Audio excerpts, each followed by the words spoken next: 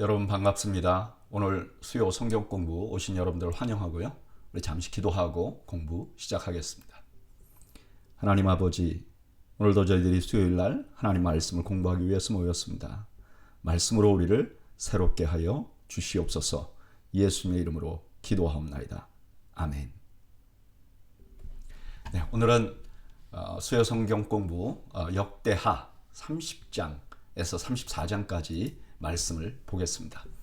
30장은 지난주에 이어서 히스기야 왕에 대한 이야기가 나옵니다. 1절, 히스기야가 온 이스라엘과 유다의 사람을 보내고 또 에브라임과 므낫세의 편지를 보내어 예루살렘 여호와의 전에 와서 이스라엘 하나님 여호와를 위하여 유월절을 지키라 하니라. 히스기야는 왕이 된 뒤에 레위인들을 정결하게 했죠. 그 다음에 성전도 정결하게 했어요. 그리고 제사도 새롭게 했습니다. 우리 지난주에 배웠잖아요. 그 다음에 이제 아주 결정적인 일을 하는데 그게 유월절을 지키라고 말합니다.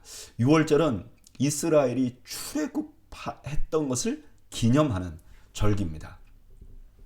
그런데 이 절기를 자신만이 지키는 게 아니라 북이스라엘에 있는 지역에 있는 나라들, 그러니까 지파들에게도 함께 지키자고 말합니다. 아마 이때가 북이스라엘이 이미 망했거나 아니면 거의 망할 때쯤 될 것 같아요. 그러니까 북이스라엘은 국가가 사실 없는 거죠. 그러니까 남유다에서 히스기야가 이런 제안을 할 수 있었던 것 같습니다. 2절, 왕이 방백들과 예루살렘 온 회중과 더불어 의논하고 둘째 달에 유월절을 지키려 하였으니 이는 성결하게 한 제사장들이 부족하고 백성도 예루살렘에 모이지 못하였으므로 그 정한 때에 지킬 수 없었습니다. 원래 유월절은 1월 4일, 히브리 달력으로 1월 14일부터 시작해야 되는데 그때 두 가지 문제가 있었어요. 첫째는 유월절을 지키려면 정결한 제사장이 충분히 있어야 되는데 그만큼 숫자가 안 됐어요. 그리고 백성들도 너무 시간이 짧아서 모일 수가 없었어요. 그래서 한 달 연기한 거죠. 날짜가 중요한 게 아니에요. 우리 교회도 10월 첫 주가 이제 창립 기념일이지만 여러 가지 상황 때문에 이번 주에 오는 주일날 하는 것처럼 날짜가 중요한 건 아닌 것 같습니다. 4절, 왕이 온 회중이 이 일을 좋게 여기고 왕과 온 회중이 이 일을 좋게 여기고 드디어 왕이 명령을 내려 브엘세바에서부터 단까지 온 이스라엘에 공포하여 일제히 예루살렘으로 와서 이스라엘 하나님 여호와의 유월절을 지키라 하니 이는 기록한 규례대로 오랫동안 지키지 못하였음이더라. 브엘세바에서 단까지라는 것은 이스라엘 전체를 말하는, 우리로 말하면 할라에서 백두까지 그런 말이죠. 그런데 이렇게 선포했다고 말하고 나서 오랫동안 이스라엘 백성들이 이 절기를 지키라고 했는데 지키지 못했다 하는 말을 합니다. 출애굽기 12장 14절에 보면 이 절기를 꼭 지키라고 하나님 명령하셨잖아요.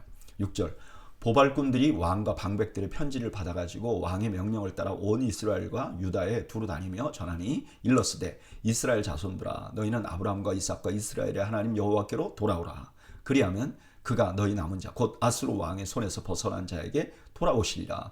너희 조상들과 너희 형제 같이 하지 말라. 그들은 그들의 조상들의 하나님 여호와께 범죄하였으므로 여호와께서 멸망하도록 버려두신 것을 너희가 똑똑히 보는 바니.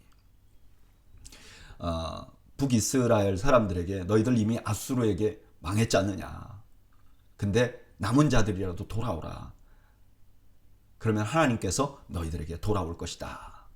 이렇게 북이스라엘 쪽에 지역에 가서 간절히 말합니다. 8절, 그런즉 너희 조상들과 같이 목을 곧게 하지 말고 여호와께 돌아와 영원히 거룩하게 하신 전에 들어가서 너희 하나님 여호와를 섬겨 그의 진노가 너희에게서 떠나게 하라.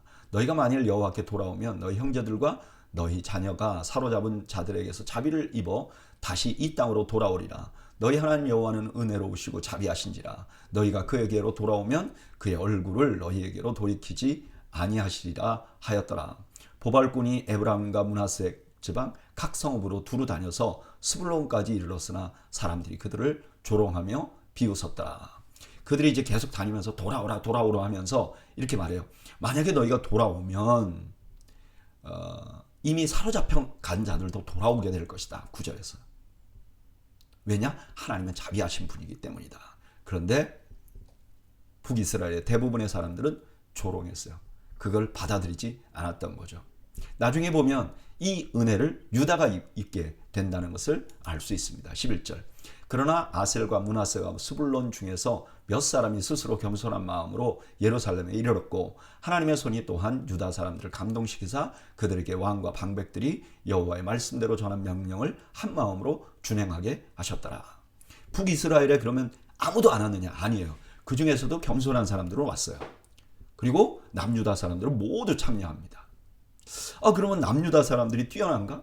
아니에요. 여기 보니까 남유다 사람들이 그렇게 약속을 지킨 이유도 하나님의 말씀에 순종한 이유도 하나님의 감동 때문이었다. 그들에게 뭐 공로가 없다 하는 말씀을 하십니다. 오늘 본문은 히스기야 왕이 유월절을 지키도록 하는 장면으로 시작돼요. 유월절은요, 하나님께서 이스라엘을 구원한 날을 기념하는 거죠. 그래서 이 유월절을 지키는 동안 그들은 하나님의 은혜를 계속 기억할 수 있었어요. 그래, 우리가 우상 숭배하면 안 되지. 하나님이 우리를 구원하셨지. 그렇게 생각할 수 있었다는 거예요. 그래서 히스기야는 이 유월절을 남유다만 지키는 게 아니라 북이스라엘들도 지키라고 초대합니다. 그러면서 당신들 돌아오면 하나님께서 당신들을 포로에서 돌아오게 할 수도 있습니다. 그렇게 간절히 권해요. 근데 대부분의 북이스라엘 사람들은 이걸 받아들이지 않아요. 결국 북이스라엘은 회복되지 못했습니다. 그들은 너무나 좋은 기회를 놓친 거예요. 반면에 유다는 하나님의 은혜로 유월절을 지키게 됩니다. 그리고 후에는 그들이 망합니다. 그러나 다시 돌아오게 되는 은혜를 누리게 되는 거죠. 저는 이 말씀을 묵상하면서 기회라는 단어를 다시 한번 생각해 보게 됩니다. 북이스라엘은요, 회복의 기회를 놓친 거예요. 사람들에게는 누구나 기회가 있습니다. 공부할 기회, 도전할 기회, 일할 기회. 마찬가지로 회개할 기회도 있고 하나님 앞에 은혜 받을 기회가 있는 거죠. 그래서 고린도후서 6장 2절에 이르시되 내가 은혜 베풀 때에 너에게 듣고 구원의 날에 너를 도왔다 하였으니 보라 지금은 은혜 받을 만한 때요. 이렇게 말합니다. 저는 저와 여러분들이 이런 은혜 받은 만한 때를 놓치지 않기를 바랍니다. 하나님께서 주신 은혜 받을 기회, 순종할 기회를 놓치지 않는 지혜를 소유하시기를 주님의 이름으로 축원합니다. 13절. 둘째 달에 백성이 무교절을 지키려 하여 예루살렘에 많이 모이니 매우 큰 모임이라. 무리가 일어나 예루살렘에 있는 제단과 향단들을 모두 제거하여 기드론 시내에 던지고. 이제 14일이 돼서 무교절을 시작합니다. 근데 이게 6월절이라 그랬다가 다시 무교절이라 그러잖아요. 근데 이 절기가 사실은 하나예요.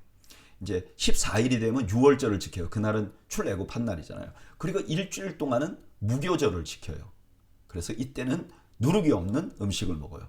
근데 14일 날도 누룩 없는 떡을 먹어요. 그러니까 전체를 무교절이라고 말할 수도 있는 거죠. 근데 이들이 무교절을 지키면서 누룩을 제거하듯이 먼저 예루살렘에 있는 그 제단들, 우상 숭배하던 제단들을 제거합니다. 15절.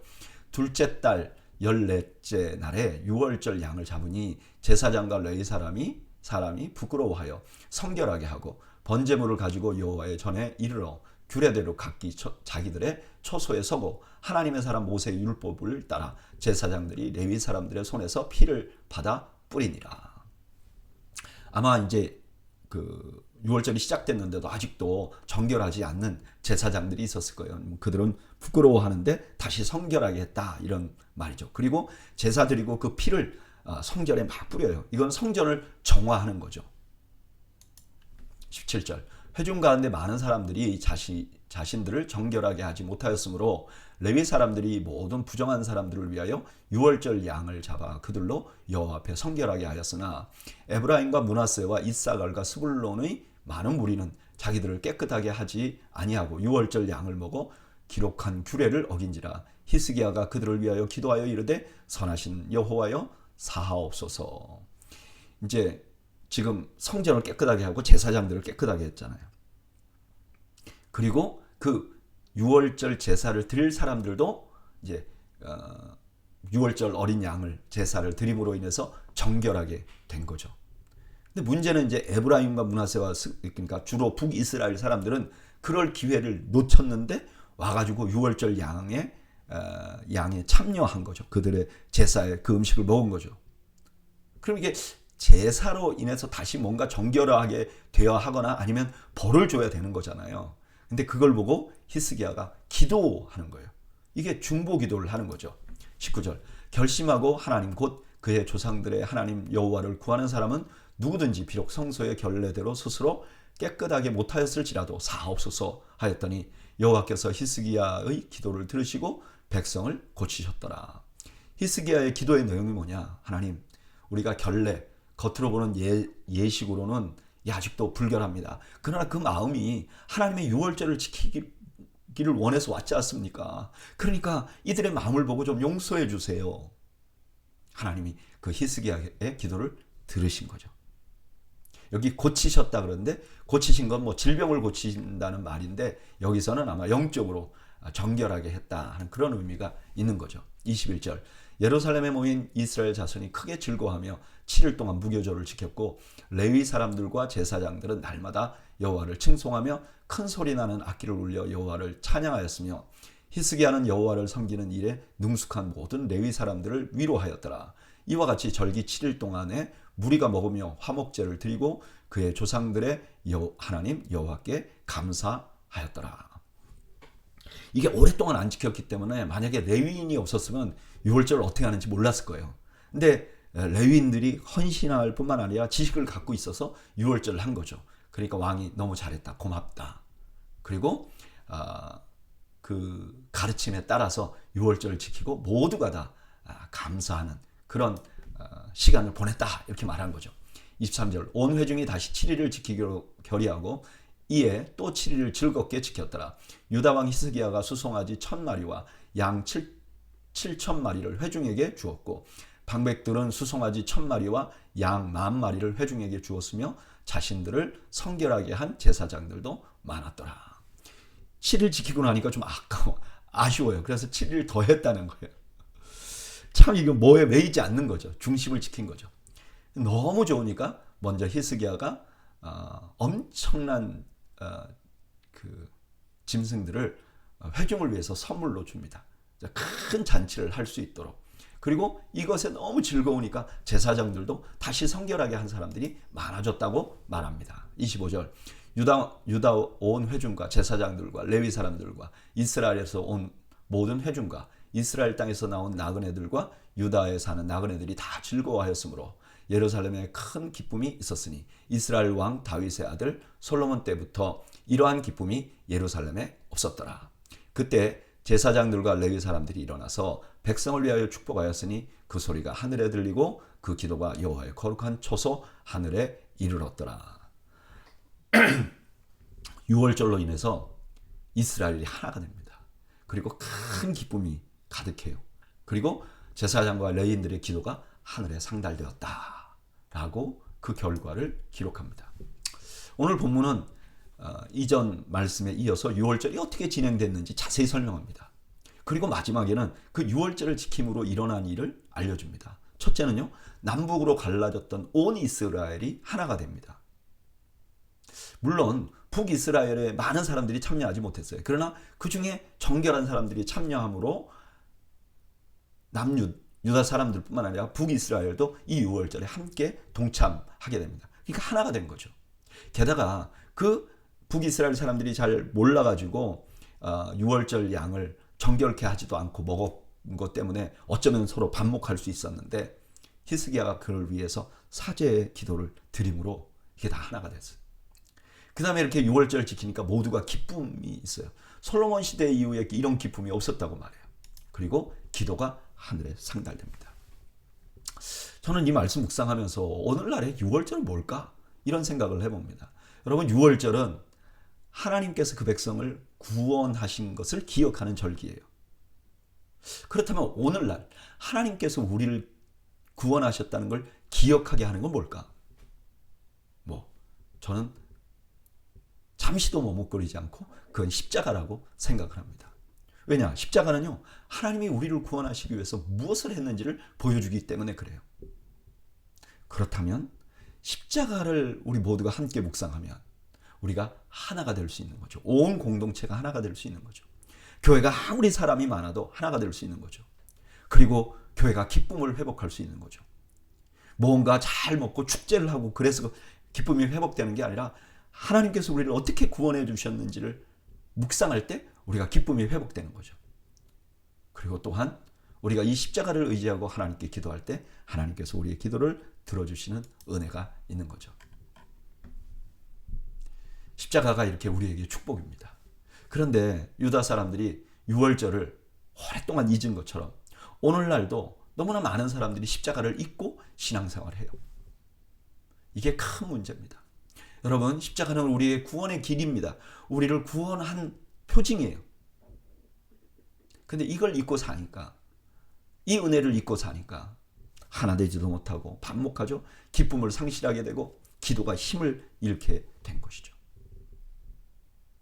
그래서 저는 오늘 수요 성경 공부 나오신 우리가 하나님께서 우리를 구원하시고자 행하신 일, 그 십자가의 일을 날마다 묵상하면서, 그리고 우리의 삶을 그 십자가 앞에 세움으로써 하나님이 우리에게 주시고자 약속하신 은혜를 누리는 저와 여러분들이 되시기를 주님의 이름으로 축복합니다.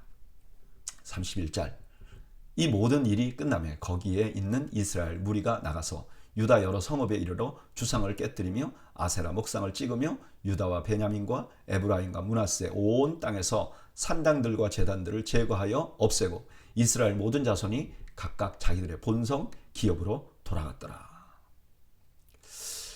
유월절 지키기 전에도 정결하게 했지만 유월절이 끝나고 나서 이제 분명하게 우상과 산당을 다 없애버리고 북쪽에 있는 땅에도 그런 개혁이 일어난 거죠.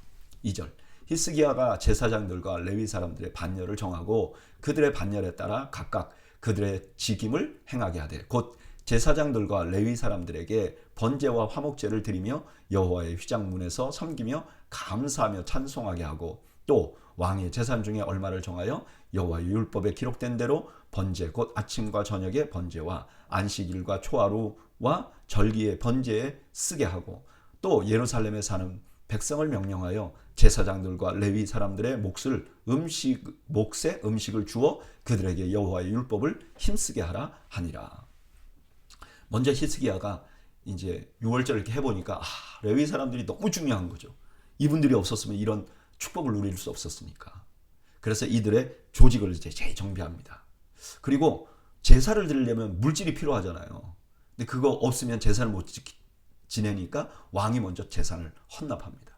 그래서 제사를 잘 지낼 수 있도록 서포트하는 거죠.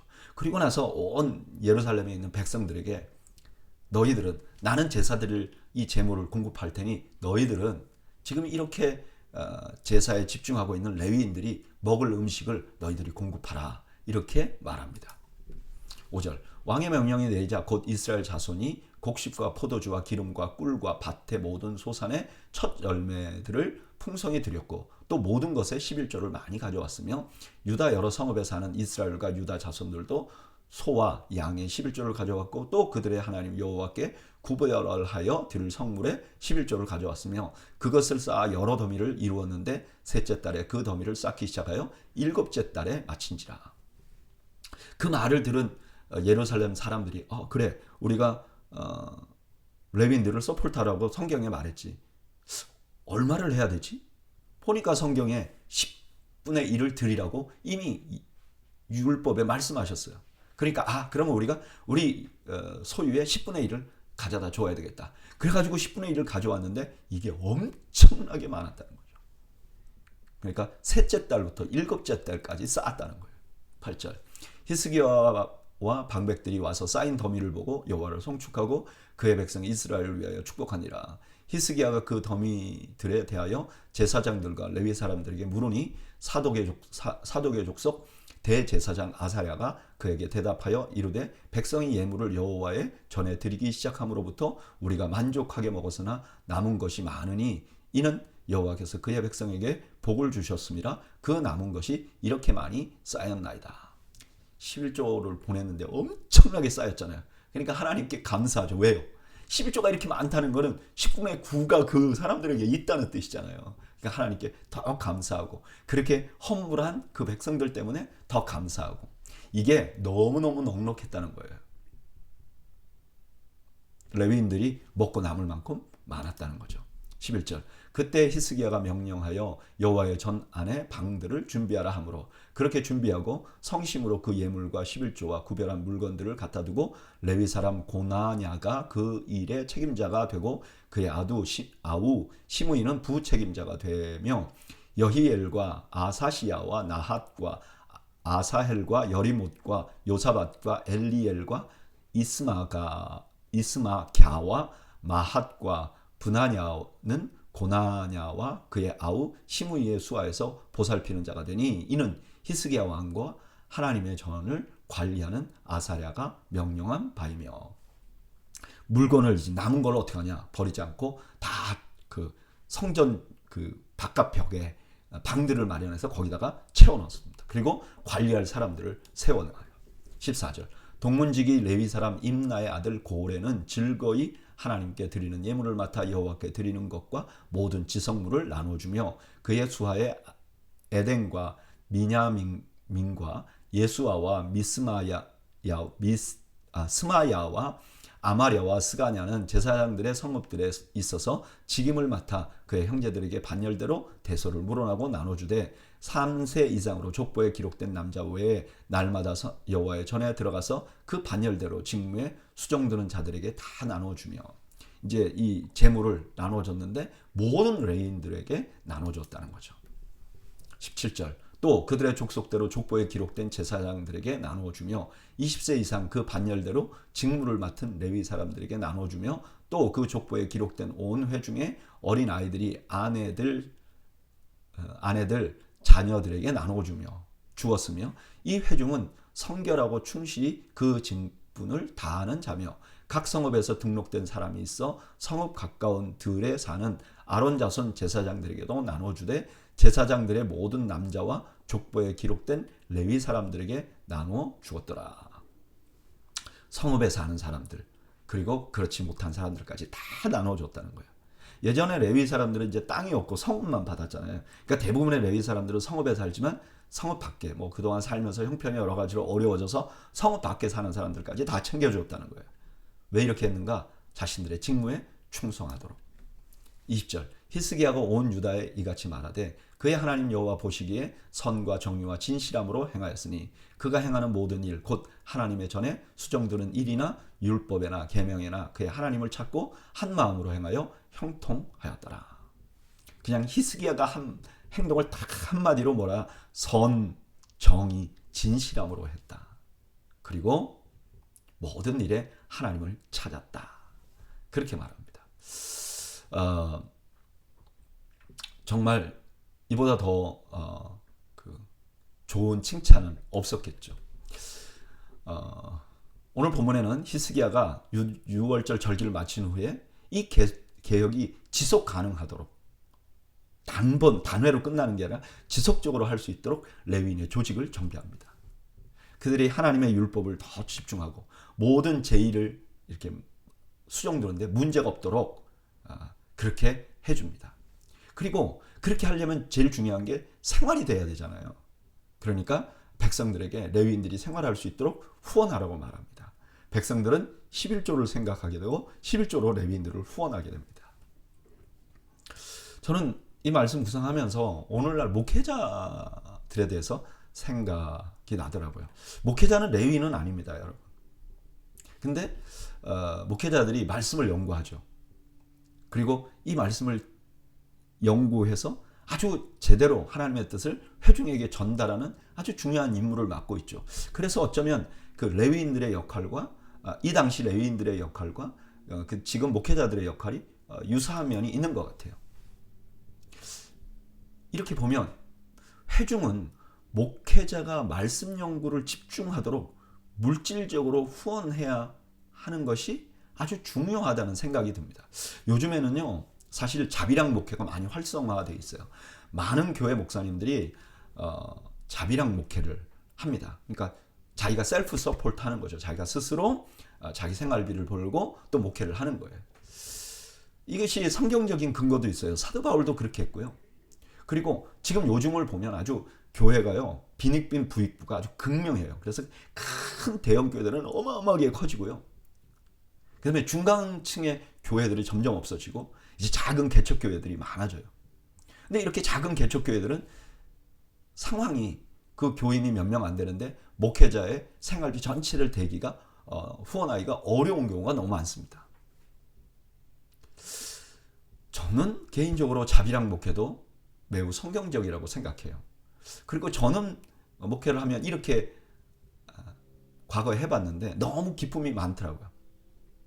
그런데 회중의 입장에서 보면 목회자들이 생활 걱정 때문에 말씀을 연구하고 말씀에 집중하는데 장애가 되지 않도록 지원하는 것은 아주 중요하다고 생각합니다. 왜냐하면 이 목회자들이 말씀을 깊이 연구하지 못해가지고 잘못된 말씀을 전하면 이건 회중에게 너무 치명적이기 때문에 그래요. 물론 이 전제는 뭐냐? 목회자가 자기에게 주어진 시간, 그러니까 나는 낮에 나가서 일해야 되지 않고 이 목회가 일이라고 생각하고 밖에 나가서 일하는 다른 그 직업을 가진 사람들보다 훨씬 더 열심히 일해야죠. 저는 목회자로서 이것도 매우 중요하다고 생각해요. 저는 목회자들 중에서 게으른 사람들은 정말 받아들이기가 어려워요. 정말 게으른 분들은 이게 이분이 하나님의 부름을 받았나? 아니면 다른 자기가 해야 될 일에 너무 무능력하거나 하기 싫어갖고 목회를 하는 건가? 그런 생각이 들 정도예요. 물론 목회자인 저의 입장에서는 목회 최선을 다해야 돼요. 하나님 말씀 연구하는데 최선을 다해야 되죠. 시간을 아껴 써야죠. 그러나 성도들은 목회자들의 시간을 목회자들이 말씀을 연구하고 성도들을 돌보는데 충분한 시간을 갖도록 다른 데 신경 안 쓸 수 있도록 후원해야 되겠죠. 저는 이 밸런스가 잘 맺혀지기를 소원합니다. 이게 반대로 되면 골치 아프죠. 목회자들은 왜 내 생활비 잘 안 주지? 그리고 성도들은 저 사람 놀고 있는 것 같은데 이렇게 내면 정말 비극이에요. 저는 우리 더웨이 교회는요, 그게 순기능을 하는 그런 교회가 되기를 바라요. 그리고 이제까지는 우리 당회나 교회가 목회자들에게 그런 마음을 갖고 있다는 것을 우리가 매년 느끼게 됩니다. 여러분들께 참 감사하고 이 마음 변치 않고 아름답고 좋은 교회 함께 만들어 나가는 은혜가 있기를 바랍니다. 32장. 이 모든 충성된 일을 한 후 아수르 왕 사네립이 유다에 들어와서 견고한 성읍들을 향하여 진을 치고 쳐서 점령하고자 한지라.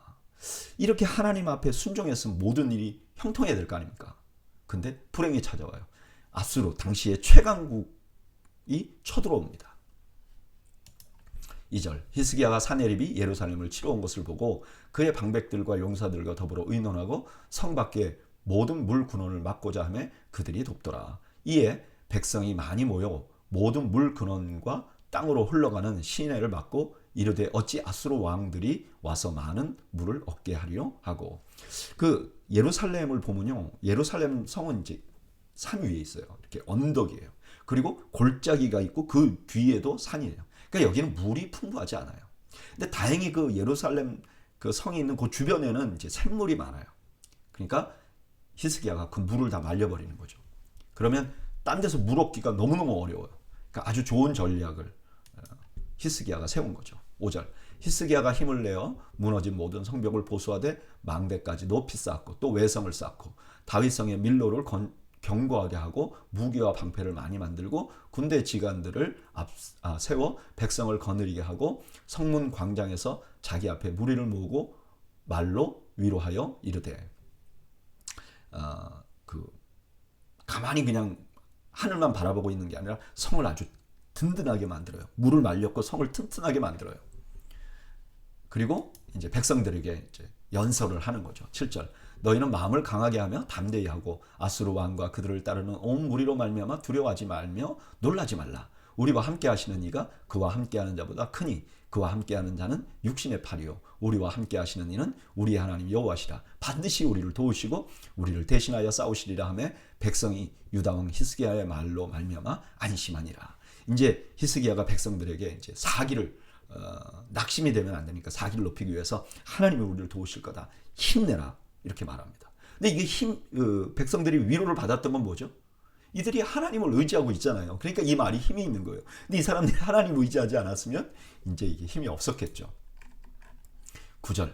그 후에 아수르 왕 사네립이 그의 온 군대를 거느리고 라기스를 치며 그의 신하들을 예루살렘에 보내어 유다 왕 히스기야와 예루살렘에 있는 유다 무리에게 말하여 이르기를 아수르 왕 사네립은 이같이 말하노라. 너희가 예루살렘에 에워싸여 있으면서 무엇을 의뢰하느냐. 히스기야가 너희를 꾀어 이르기를 우리 하나님 여호와께서 우리를 아수르 왕의 손에서 건져내시리라 하거니와 이 어찌 너희를 주림과 목마름으로 죽게 함이 아니냐. 이제 아수르가 나머지 이스라엘 다른 성들은 아주 쉽게 잘 정복을 했어요. 그래서 라기스라는 곳에 진을 치고 군대를 보냈어요. 예루살렘을 정복하려고. 근데 싸긴 쌌는데 예루살렘이 사실 쉽지 않은 성이에요. 뭐 높은 산에 있고 그다음에 주변에는 골짜기고 이거 어렵거든요. 그러니까 심리전을 쓰는 거죠. 12절. 이 히스기야가 여호와의 산당들과 제단들을 제거하여 버리고 유다와 예루살렘을 명령하여 이르기를 너희는 다만 한 제단 앞에서 예배하고 그 위에 분향하라 하지 아니하였느냐. 나와 내 조상들이 이방 모든 백성들에게 행한 것을 너희가 알지 못하느냐. 모든 나라의 신들이 능히 그들의 땅을 내 손에서 건져낼 수 있었느냐. 내 조상들이 진멸한 모든 나라의 그 모든 신들 중에 누가 능히 그의 백성을 내 손에서 건져내었기에 너희 하나님이 능히 너희를 내 손에서 건져내시겠느냐. 그런즉 이와 같이 너희는 히스기야에게 속지 말라. 꾀임을 받지 말라. 그를 믿지도 말라. 어떤 백성이나 어떤 나라의 신도 능히 자기 백성을 나의 손과 나의 조상들의 손에서 건져내지 못하였나니 하물며 너희 하나님이 너희를 내 손에서 건져내겠느냐 하였더라. 이 사람이 정보가 대단해요. 지금 이스라엘이 유다가 종교개혁을 했다는 걸 알아요. 너희들이 하나님만 섬긴다고? 그리고 나서 이렇게 말해요. 우리가 이때까지 수많은 국가를 정복했는데 그들마다 다 신이 있었어. 근데 그들이 신에게 막 기도했는데 그들을 지켜준 자가 있었느냐? 아무도 없었다. 그러니까 너희들도 너희 신이 너희들을 못 건져낼 것이다. 데이터를 가지고 말하는 거예요. 이게 데이터의 속임수죠. 16절. 사네립의 신하들도 더욱 여호와 하나님과 그의 종 히스기야를 비방하였으며 사네립이 또 편지를 써 보내어 이스라엘 하나님 여호와를 욕하고 비방하여 이르기를 모든 나라의 신들이 그들의 백성을 내 손에서 구원하여 내지 못한 것 같이 히스기야의 신들도 그의 백성을 내 손에서 구원하여 내지 못하리라 하고 사네립이 신하가 유다 방언으로 크게 소리질러 예루살렘 성 위에 있는 백성을 놀라게 하고 괴롭게 하여 그 성을 점령하려 하였는데 그들이 예루살렘에 하나님을 비방하기를 사람의 손으로 지은 세상 사람들의 신들을 비방하듯 하였더라. 심지어 이 사네립이 유다 말을 할 줄 아는 사람을 동원해서 이제 이 말을 비방합니다. 백성들의 심리를 흔들려고 한 거죠. 이것을 뭐라고 말하느냐? 그들이 다른 사람의 손으로 만든 우상 비난하듯이 살아계신 하나님을 비난했다고 말해요. 20절. 이러므로 히스기야 왕이 아모스의 아들 선지자 이사야와 더불어 하늘을 향하여 부르짖어 기도하였더니 여호와께서 한 천사를 보내어 아수르 왕의 진영에서 모든 큰 용사와 대장과 지휘관들을 멸하심지라. 아수르 왕이 낯이 뜨거워 그의 고국으로 돌아갔더니 그의 신의 전에 들어갔을 때에 그의 몸에서 난 자들이 거기서 칼로 죽였더라. 그때 예루살렘 성 안에 있는 히스기야와 또 이사야 선지자 하나님께 기도했더니 하나님이 천사가 와서 멸했다고 그랬어요. 그 리더들을.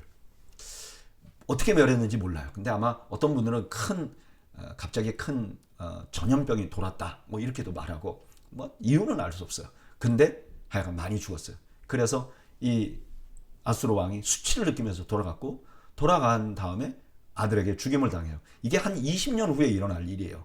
근데 역대기 기자는 이것과 연관이 있다. 그가 하나님을 비난했기 때문에 이렇게 됐다고 기록하고 있는 거죠. 22절.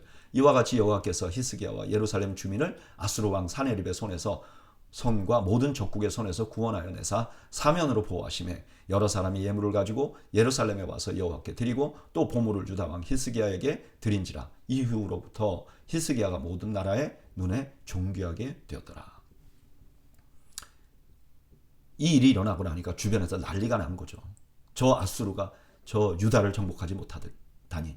그래서 수많은 사람들이 예물을 가져왔는데 먼저 하나님께 드렸다는 거예요. 그리고 히스기야에게 줬다는 거예요.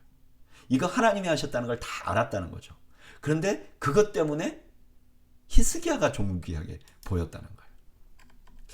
오늘 본문은 히스기야 때 있었던 아수르의 침공에 대한 내용이 나옵니다. 아수르가 쳐들어오자 히스기야는 인간적인 준비를 합니다. 그리고 백성들에게 하나님을 의지하라고 말합니다. 이에 반해서 아수르의 사내립은 심리전을 거행해요. 내가 이때까지 정복한 나라가 많은데 그 나라들 다 신이 있었다. 그런데 누구도 그 백성을 지키지 못했다. 너희들의 신 여호와도 못 지킬 것이다. 그렇게 조롱합니다. 근데 한순간의 재앙으로 아수르 군대가 전쟁을 수행하지 못할 만큼 피해를 입습니다. 그리고 아수르는 후퇴하게 됩니다. 이로 인해서 하나님께서는 그 백성을 보호하실 수 있다는 것이 증명된 거예요. 그리고 주위의 모든 나라가 알게 됐다는 거예요. 여러분, 때때로 믿는 자들이 겪는 고난은요, 하나님의 능력을 증명하는 역할을 합니다. 그 고난에서 벗어나든지 아니면 그 고난 중에서도 믿음을 지키는 것을 보면서 하나님의 능력이 드러나게 됩니다. 고난은요, 하나님께 우리가 영광을 돌릴 수 있는 기회가 되는 거죠. 예수님께서는 십자가에서 하나님께 영광을 돌린 것이죠. 그래서 우리는 고난이 오면요, 이 고난을 통해서 하나님이 영광 받아 달라고 기도할 수 있는 거죠. 저는 여러분들이 우리의 번영을 추구하는 것이 아니라 내가 어떤 일을 당해도, 내가 잘 되어도 하나님께 영광, 내가 고난을 당해도 하나님께 영광, 하나님의 영광을 집중하는 그런 저와 여러분들이 되시기를 바랍니다. 그것이야말로 오늘 이 땅에서 우리 그리스도인들이 사람들에게 존경을 받을 수 있는 유일한 방법입니다. 24절, 그때 히스기야가 병들어 죽게 되었으므로 여호와께 기도하매 여호와께서 그에게 대답하시고 또 이적을 보이셨으나 히스기야가 마음이 교만하여 그 받은 은혜를 보답하지 아니하므로 진노가 그와 유다와 예루살렘에 내리게 되었더니, 이게 뭐 아수르 물리친 다음인지 어쨌든 히스기야가 병들어 죽게 됐죠. 그래서 물어보니까 너 죽을 거다. 그랬더니 간절히 매달렸더니 하나님 고쳐주셨다. 그리고 증표를 달라고 했더니 해그림자를 10도 물러가게 해달라고. 그래서 그 기적이 있었잖아요. 이게 엄청난 기적인데, 그럼 히스기야가 더 겸손해야 될 텐데 교만했다. 하나님의 은혜를 보답하지 않았다. 이렇게 말합니다. 26절, 히스기야가 마음의 교만함을 뉘우치고 예루살렘 주민들도 그와 같이 하였으므로 여호와의 진노가 히스기야의 생전에는 그들에게 내리지 아니하니라. 히스기야가 부와 영광이 지극한지라. 이에 은금 보석과 향품과 방패와 온갖 보배로운 그릇들을 위하여 창고를 세우며 곡식과 새 포도주와 기름의 산물을 위하여 창고를 세우며 온갖 짐승의 외압간을 세우며 양떼의 우리를 갖추며 양떼와 많은 소떼를 위하여 성읍을 세웠으니 이는 하나님이 그에게 재산을 심히 많이 주셨음이며. 근데 히스기야의 장점 뭐냐? 그 교만했는데 뉘우쳐요. 회개해요. 그래서 그의 생애에는 재앙이 내리지 않을 뿐만 아니라 그는 계속해서 번영을 누리고 있다고 기록합니다. 30절, 이 히스기야가 또 기혼의 윗샘물을 막아 그 아래로부터 다윗성 서쪽으로 곧게 끌어들였으니 히스기야가 그의 모든 일에 형통하였더라. 그러나 바벨론 방백들이 히스기야에게 사신을 보내어 그 땅에서 나타난 이적을 물을 때 하나님이 히스기야를 떠나시고 그의 심중에 있는 것을 다 알고자 하사 시험하셨더라. 히스기야가 한 일 중에 기온샘물을 막아서 다윗성 안으로 물이 흐르게. 기온샘물은 약간 이렇게 박 중간에 있어요. 그러니까 박도 아니고 안도 아니고 있는데 그 물이 흘러갖고 밖으로 흘러갔는데 그 샘물을 안쪽에 밑으로 이제 그 수로를 파가지고 물이 성 안으로 흐르게 하고 성 안에서 이제 물을 길어 오르도록 그렇게 한 거죠. 지금도 가면 있어요. 그것과 또 하나, 자기가 병 나았는데 그 바벨론에서 사신이 왔잖아요. 근데 교만해갖고 자기가 가지고 있는 보물을 다 보여준 거, 이거를 두 가지를 기록합니다. 32절, 히스기야의 남은 행적과 그의 모든 선한 일은 아모스의 아들 선지자 이사야 묵시의 책과 유다와 이스라엘 열왕기에 기록되니라. 히스기야가 그의 조상들과 함께 누움에 온 유다와 예루살렘 주민이 그를 다윗 자손의 묘실 중에 높은 곳에 장사하여 그의 죽음에 그에게 경의를 표하였더라. 그의 아들 므낫세가 대신하여 왕이 되리라. 히스기야를 얼마나 존중했는지를 보여줍니다. 다윗 묘실 중에서 가장 높은 곳에 그 묘실을 세웠다. 오늘 본문에는 히스기야의 실패를 기록합니다. 바벨론 사신이 왔을 때 자기를 고쳐주신 하나님을 높이는 게 아니라 자기를 자랑했어요. 그래서 하나님의 진노를 받습니다. 근데 히스기야가 훌륭한 건 즉시 회개해요. 그래서 그 진노를 자기의 생애에 받지 않게 됩니다. 그리고 남은 생을 번영하며 존경받으며 생을 마감합니다. 저는 이 말씀 묵상하면서 두 가지를 생각해 봐요. 첫째는 누구나 실수와 실패를 할 수 있다는 거예요. 히스기야도 그래요. 근데 그때 제일 먼저 해야 될 게 회개라는 거예요. 회개를 잘하는 것이 인생의 진짜 실력인 것 같아요. 왜냐하면 누구도 실수 안 할 사람이 없기 때문에. 또 하나는 그렇게 치명적인 실수를 한 히스기야를 하나님께서 너 하나님 앞에 정직하다고 말해주는 거죠. 하나님이 은혜로 그를 평가하는 거예요. 여러분, 우리가 인생을 살면서 소망이 이건 것 같아요. 내가 뭔가 잘해서 그게 소망이 아니고, 내가 실패했지만 회개하면 하나님께서 나를 어떻게 평가하시냐? 은혜로 평가해 주신다는 거예요. 그러니까 우리가 하나님 앞에 서기를 소망하는 거죠. 천국 가기를 소망하는 거죠. 천국 갔는데 하나님이 안경이라 너 보니까 이게 문제네. 그러면서 냉정하게만 평가하면 누가 하나님 앞에 서겠습니까? 하나님은 우리를 은혜로 평가해 주시는 분이세요. 우리가 우리 자녀들을 보듯이, 우리가 사랑하는 사람을 보듯이 하나님 그렇게 우리를 평가해 주시는 분이라는 거예요. 저는 여러분들이 이 사실을 신뢰하며 소망을 갖는 여러분들이 되시기를 바랍니다. 33장, 이제 히스기야 시대가 지났어요. 1절, 므낫세가 왕위에 오를 때 나이가 12세라. 예루살렘에서 55년 동안 다스리며 여호와 보시기에 악을 행하여 여호와께서 이스라엘 자손 앞에서 쫓아내신 이방 사람들의 가증한 일을 본받고. 므낫세는 유다에서 제일 긴 기간을 통치했어요. 근데 악을 행했어요. 여러분, 긴 것이 자랑이 아닙니다. 오래 사는 것이 자랑이 아니에요. 무엇을 하며 지냈는가가 너무 중요한 거죠. 3절, 그의 아버지 히스기야가 헐어버린 산당을 다시 세우며 바알들을 위하여 제단을 쌓으며 아세라 목상을 만들며 하늘의 모든 1월 성신을 경배하며 섬기며 여호와께서 전에 이르시기를 내가 내 이름으로 예루살렘을 영원히 두리라 하신 여호와의 전에 제단들을 쌓고 또 여호와의 전 두 마당에 하늘의 1월 성신을 위하여 제단을 쌓고 또 흰돔의 아들 골짜기에서 그의 아들들을 불 가운데로 지나게 가게 하며 또 점치며 사술과 요술을 행하며 신접한 자와 박수를 신임하여 여호와 보시기에 악을 많이 행하며 여호와를 진노하게 하였으며. 이 므낫세 아버지가 히스기야잖아요. 그럼 히스기야가 한 것을 본받아야 되는데 할아버지 아하스가 한 것을 본받는 거죠. 성전을 더럽히고 자식을 불 가운데 지나가게 하는 거죠. 당연히 이런 므낫세에게 하나님은 진노합니다. 7절, 또 자기가 만든 아로새긴 목상을 하나님의 전에 세웠더라. 옛적에 하나님이 이 성전에 대하여 다윗과 그의 아들 솔로몬에게 이르기를 내가 이스라엘 모든 지파 중에서 택한 이 성전과 예루살렘에 내 이름을 영원히 둘지라. 하나님의 이름을 두겠다는 성전에다가 우상을 만들어요.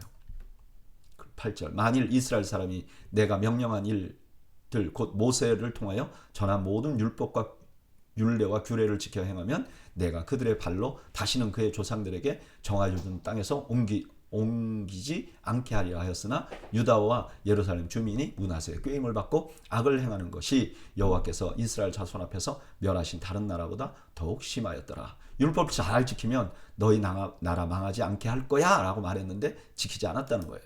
10절, 여호와께서 므낫세와 그의 백성에게 이르셨으나 그들이 듣지 아니하므로 여호와께서 아수르 왕의 군대 지휘관들이 와서 치게 하시매 그들이 므낫세를 사로잡고 쇠사슬로 결박하여 바벨론으로 끌고 간지라. 하나님이 그들에게 선지자를 보내서 계속 경고했다는 거예요. 근데 듣지 않았어. 결국 하나님께서 아수르 왕을 동원해서 므낫세를 포로로 잡아갑니다. 12절, 그가 환난을 당하여 그의 하나님 여호와께 간구하고 그의 조상들의 하나님 앞에 크게 겸손하여 기도하였으므로 하나님이 그의 기도를 받으시고 그의 간구를 들으시사 그가 예루살렘에 돌아와서 다시 왕위에 앉게 하심에 므낫세가 그제서야 여호와께서 하나님이신 줄을 알았더라. 포로로 잡혀가서 기도했어요. 근데 어떻게 된 일인지 모르지만 신기하게 므낫세가 다시 풀려납니다. 이것도 굉장히 희귀해요. 왜냐하면 아수르는 이렇게 자비한 나라가 아니거든요. 근데 돌아오고 나니까 하나님이 이렇게 하셨구나. 그리고 그때서야 하나님을 알게 됐다는 거예요. 그리고 혼이 난 므낫세는요 성을 재건해요. 그리고 산당을 제외한 모든 우상을 제거합니다. 18절 므낫세의 남은 사적과 그가 하나님께 한 기도와 선견자가 이스라엘 하나님 여호와의 이름으로 권한 말씀은 모두 이스라엘 왕의 행장에 기록되었고 또 그의 기도와 그의 기도를 들으신 것과 그의 모든 죄와 허물과 겸손하기 전에 산당을 세운 것과 아세라 목상과 우상을 세운 곳이 다 호세의 사기에 기록되니라. 므낫세가 그의 열조와 함께 누움에 그의 궁에 장사되고 그의 아들 아몬이 대신하여 왕이 되니라. 이 므낫세 왕의 일대기를 요약하면서 뭘 강조하냐면 그가 회개했다. 그가 기도했다. 이것을 남겼다는 거죠. 21절 아몬이 왕에 오를 때 나이가 22세라 예루살렘에서 2년 동안 다스리며 그의 아버지 므낫세 행함과 같이 여호와 보시기에 악을 행하여 아몬이 그의 아버지 므낫세가 만든 아로색인 모든 우상에게 제사하며 섬겼으며 므낫세는 악을 행했지만 회개했어요. 그래서 그 후에 새로운 삶을 살았죠. 근데 그 불행이 아들 아몬에게 와요. 아몬은 아버지가 회개하기 전에 삶에 너무 큰 영향을 받은 거예요. 그래서 우상 숭배를 해요. 23절 이 아몬이 그의 아버지 므낫세가 스스로 겸손한 같이 여호와 앞에서 스스로 겸손하지 아니하고 더욱 범죄하였더니 그의 신하가 반역하여 왕을 궁중에서 죽임에 백성들이 아몬 왕을 반역한 사람들을 다 죽이고 그의 아들 요시야를 대신하여 왕으로 삼으니라. 게다가 아몬은 회개하지도 않아요. 결국 2년 정도 왕위에 올랐다가 죽게 되는 불행을 경험하게 됩니다. 오늘 본문에는 두 명의 왕이 등장해요. 므낫세예요. 므낫세는요 자기 아버지 히스기야가 세우는 종교개혁을 송두리째 망가뜨리고 전 국민을 설득해갖고 우상숭배를 한 사람이에요. 근데 결국 아수르의 포로로 잡혀가죠. 거기서 기적적으로 회개합니다. 그리고 돌아와요. 그리고 완전히 다른 삶을 살아요. 그리고 세상을 떠납니다. 근데 그 아들이 아몬이에요. 근데 아들은요 그 아버지가 전반부에 우상숭배하던 것에 너무 영향을 받았어요. 그래서 우상숭배를 합니다. 그리고 아버지와 다르게 회개하지 않습니다. 저는 이 말씀 묵상하면서 이런 생각이 들었어요. 여러분 우리가 자녀를 키워보면 이상하게 애들이요 나의 장점을 닮는 게 아니라 단점을 닮아가요. 참 너무 마음이 아프죠. 내가 닮았으면 하는 건 안 닮고요. 내가 안 닮았으면 하는 건 닮아요. 그런데 내가 내 아이가 닮지 말았으면 하는 내 생애의 약점이 내가 하나님을 떠난 모습이라면 그 자녀에게는 너무 큰 불행이 되는 거 아니겠어요? 저는 우리가 이렇게 기도하면 좋겠어요. 내 후손들이, 내 자녀들이 내가 하나님을 전심으로 섬기는 내 전성기를 본받는 자들이 되게 해달라고. 저는 이것보다도 더 큰 축복은 없을 것 같아요. 1절 요시야가 왕위에 오를 때 나이가 8세라 예루살렘에서 31년 동안 다스리며 여호와 보시기에 정직하게 행하여 그의 조상 다윗의 길로 걸으며 좌우로 치우치지 아니하고. 이제 그 다음에 요시야라는 왕이 등극을 합니다. 이 사람 8살이었어요. 게다가 요아스라는 왕이 7살에 된 적이 있잖아요. 근데 요아스에게는 제사장 여호야다가 옆에 딱 붙어서 도왔어요. 근데 요시야는요 아무도 없었어요. 그건 너무너무 불안하잖아요. 그런데 이 사람이 다윗의 길로 행했다 그래요. 이 다윗의 길로 행했다는 평가는요 여호사밧하고 히스기야만 받아요. 그러니까 이게 최고의 성경에서 말하는 최고의 찬사를 지금 받는 거죠. 3절 아직도 어렸을 때 곧 왕위에 있은 지 8년에 그의 조상 다윗의 하나님을 비로소 찾고 제12년에 유다와 예루살렘을 비로소 정결하게 하여 그 산당들과 아세라 목상들과 아로색인 우상들과 부어 만든 우상들을 제거하여 버리매. 여기 하나님을 비로소라는 말이 나오잖아요. 이게 안 하다가 아이고 이제 해야 되겠다 이렇게 된 게 아니라 미리서부터 막 이렇게 하고 싶었는데 이제는 내가 해야 될 때가 할 수 있겠구나 해서 비로소 그런 의미를 담고 있는 거죠. 근데 요시야는 특이한 게 뭐냐면 어려서부터 하나님을 찾았다 그래요. 여기 하나님을 찾았다는 건 열정적으로 하나님을 알려고 애썼다. 하나님께 순종하려고 애썼다. 그런 의미를 담고 있습니다. 그 어린 아이가 참 대단하죠. 4절 무리가 왕 앞에서 바알의 산당을 헐었으며 왕이 또 제단 위에 높이 달린 태양상을 찍고 또 아세라 목상들과 아로새긴 우상들과 부어 만든 우상들을 빻아 가루를 만들어 제사하던 자들의 무덤에 뿌리고 제사장들의 뼈를 제단 위에 불살라 유다와 예루살렘을 정결하게 하였으며, 우상을 다 없애고 갈아버리고 그 다음에 우상 숭배하던 제사장들의 뼈를 갈아가지고 뿌려버렸다는 거예요. 다시 태워버렸다는 거예요. 6절, 또 므낫세와 에브라임과 시므온과 납달리까지 사면 황폐한 성읍들에도 그렇게 행하며 제단을 허물며 아세라 목상들과 아로새긴 우상들을 빻아 가루를 만들며 온 이스라엘 땅에 있는 모든 태양상을 찍고 예루살렘으로 돌아왔더라. 남유다뿐만 아니라 북이스라엘까지 그렇게 종교 개혁을 했다는 거예요. 8절, 요시아가 왕에 있은 지 8째 해에 그 땅과 성전을 정결하게 하기를 마치고 그의 하나님 여호와의 전을 수리하려 하여 아살라의 아들 사방과 시장 마아세야와 서기관 요아하스의 아들 요아를 보낸지라. 이제 성전을 정결하게 하고 이제 성전이 제 기능을 하게 하려면 성전을 수리하려고 합니다. 그래서 성전세 모은 것을 주었고 그걸로 수리가 아주 성실하게 진행되었음을 보여줍니다. 오늘 본문은 요시아의 종교개혁을 보여줍니다. 요시아가 왕이 됐을 때 남유다는 너무 엄청나게 어두운 시대였어요. 므낫세가 열정적으로 우상 숭배를 하다가 아수르의 포로로 잡혀갔죠. 간신히 회개해서 하나님 섬기려고 하는데 다음 왕이 된 아몬이 다 뒤엎어버립니다. 그리고 살해돼 버려요. 나라가 영적으로 사회적으로 너무 어두운 시기였어요. 왕이 살해됐으니까 얼마나 불안했겠어요.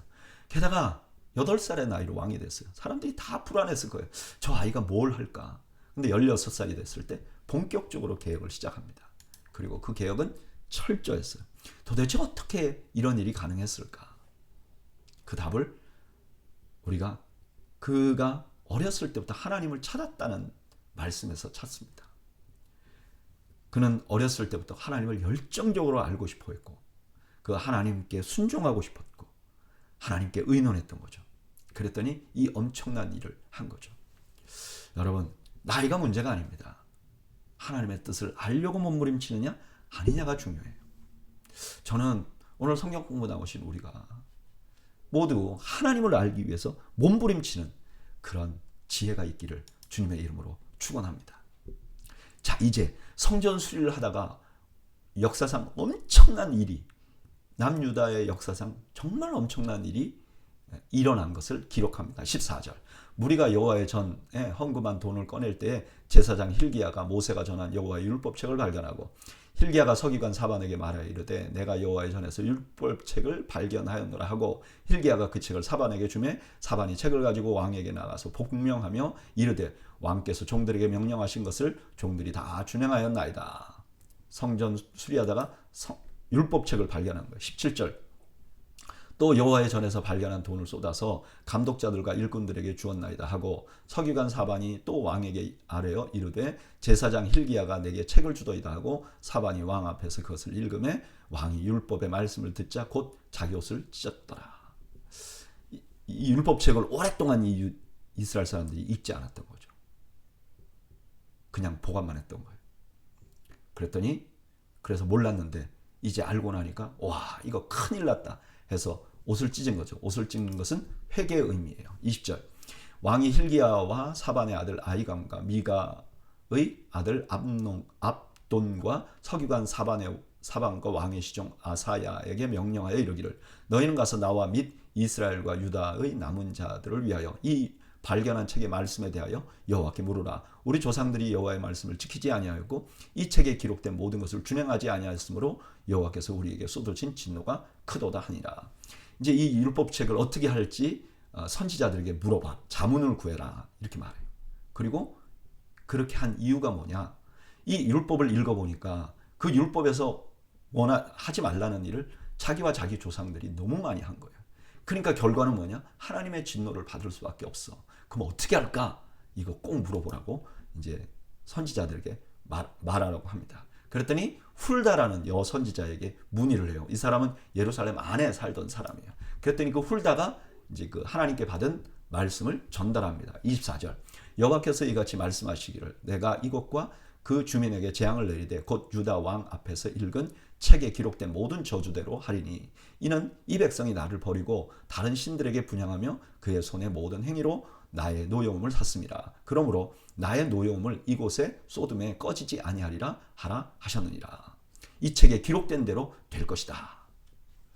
이렇게 말해요. 여러분, 이건 사실이에요. 성경에 기록된 대로 지금 그대로 이루어집니다. 지금도 그것은 마찬가지예요. 26절, 너희를 보내어 여호와께 묻게 한 유다 왕에게는 너희가 이렇게 전하라. 이스라엘의 하나님 여호와께서 이같이 말씀하시기를 내가 들은 말을 의논하건대 내가 이곳과 그 주민을 가리켜 한 말을 내가 듣고 마음이 연약하여 하나님 앞 곧 내 앞에서 겸손하여 옷을 찢고 통곡하였으므로 나도 내 말을 들었노라 여호와가 말하였느니라. 그러므로 내가 내게 너의 조상들에게 돌아가서 평안히 묘실로 들어가게 하리니 내가 이곳과 그 주민에게 내리는 모든 재앙을 내가 눈으로 보지 못하리라 하셨느니라. 이에 사신들이 왕에게 복명하니라. 내용은 뭐죠? 요시야가 회개했기 때문에 이 일이 너에 대해서는 너 눈으로는 보지 않게 될 것이다. 29절, 왕이 사람을 보내어 유다와 예루살렘의 모든 장로들을 불러 모으고 여호와의 전에 올라가매 유다 모든 사람과 예루살렘 주민들과 제사장들과 레위 사람들과 모든 백성이 노소를 막론하고 다 함께 앉으라. 왕이 여호와의 전에서 발견한 언약책의 모든 말씀을 읽어 무리의 귀에 들려주고 왕이 자기 처소에 서서 여호와 앞에 언약을 세우되 마음을 다하고 목숨을 다하여 여호와를 순종하고 그의 계명과 법도와 율례를 지켜 이 책에 기록된 언약의 말씀을 이루리라 하고 예루살렘과 베냐민에 있는 자들이 다 여기에 참여하게 하며 예루살렘 주민이 하나님 곧 그의 조상들의 하나님의 언약을 따르니라. 그걸 받았지만 그러니까 나는 괜찮아 이렇게 한 게 아니라 어떻게 했죠? 그 말씀을 다 모든 사람에게 읽어줘요. 그리고 하나님과 언약을 다시 세워요. 지금 요시야의 마음에는 재앙을 받지 않는 것도 너무 중요하지만 지금 하나님과의 관계가 더 중요한 거죠. 33절, 이와 같이 요시야가 이스라엘 자손에게 속한 모든 땅에서 가증한 것을 다 제거하여 버리고 이스라엘 모든 사람으로 그들의 하나님 여호와를 섬기게 하였으므로 요시야가 사는 날에 백성이 그들의 조상들의 하나님 여호와께 복종하고 떠나지 아니하였더라. 이 지도자가 너무너무 중요한 거죠.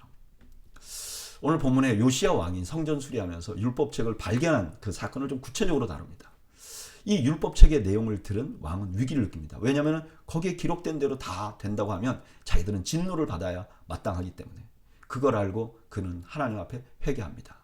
그리고 그 율법책을 자신만이 아니라 온 백성에게 들게 합니다. 그래야 백성들이 하나님이 원하시는 삶을 살 수 있고 그래야 하나님의 진노를 피할 수 있기 때문입니다. 저는 여기서 그동안 남유다 왕들이 므낫세나 아몬이나 이런 사람들이 어떻게 그렇게 겁도 없이 우상 숭배를 했을까 궁금했거든요. 근데 그 이유를 알 수 있어요. 그게 뭐죠? 이들이 성경을 몰랐기 때문에 그래요. 성경을 몰랐기 때문에 하나님의 진노를 쌓으면서도 몰랐던 거예요. 반대로 요시야가 하나님의 진노를 피한 이유도 뭐죠? 성경을 알았기 때문에 성경 말씀을 듣고 회개했기 때문이죠. 여러분, 이만큼 성경은 우리의 삶에 중요합니다. 그래서 성경 뭐라 그러죠? 시편은 성경은 우리 발의 등입니다. 내가 어떻게 가야 할지를 알려주는 등입니다. 성경이 이렇게 중요하기 때문에 저는 개인적으로 우리 성도들이 성경을 읽기를 바랍니다. 그냥 설교를 듣는 게 아니라 성경 말씀 그대로 말이에요. 그리고 묵상하고 큐티하기를 바랍니다. 옛날에 저 어렸을 때 부흥강사 목사님들이 그랬어요. 교회 안에 후탁 교인이 있다고. 후탁 교인이 뭐냐? 성경을요 그냥 집에다 갖다 놔. 그 주일날 이제 꺼내서 오면서 그 위에 쌓인 먼지를 후 불고 그 다음에 털어서 가져온다. 후탁 교인. 요즘에는요 후탁도 안 해요. 왜냐면 이게 앱에 다 들어있잖아요. 핸드폰에 다 들어있잖아요. 그러니까 안 가져오잖아요. 여러분, 하나님의 말씀을 멀리하면 소망이 없습니다. 저는 그래서 우리 교회가 모두 큐티를 하기를 바라고 예배 끝나고 우리 모두가 성경을 좀 읽어보는 거예요. 여기에 소망이 있기 때문에 그래요. 저는 우리 도회교회의 성도들은 하나님 말씀을 묵상하면서 하나님의 진노를 피하고 하나님과 긴밀하게 교제하는 은혜를 모두 누리기를 간절히 소망합니다. 기도하겠습니다. 하나님, 우리가 하나님의 말씀을 신뢰하고 하나님의 말씀을 가까이 하며 하나님의 은혜를 힘입고 사는 우리 모두가 될 수 있도록 은혜와 자비를 베풀어 주시옵소서. 예수님의 이름으로 기도하옵나이다. 아멘. 이상으로 오늘 수요 성경 공부를 모두 마쳤습니다. 여러분들 가정에 주님이 주시는 평강이 함께 하시기를 주님의 이름으로 축복드립니다. 감사합니다.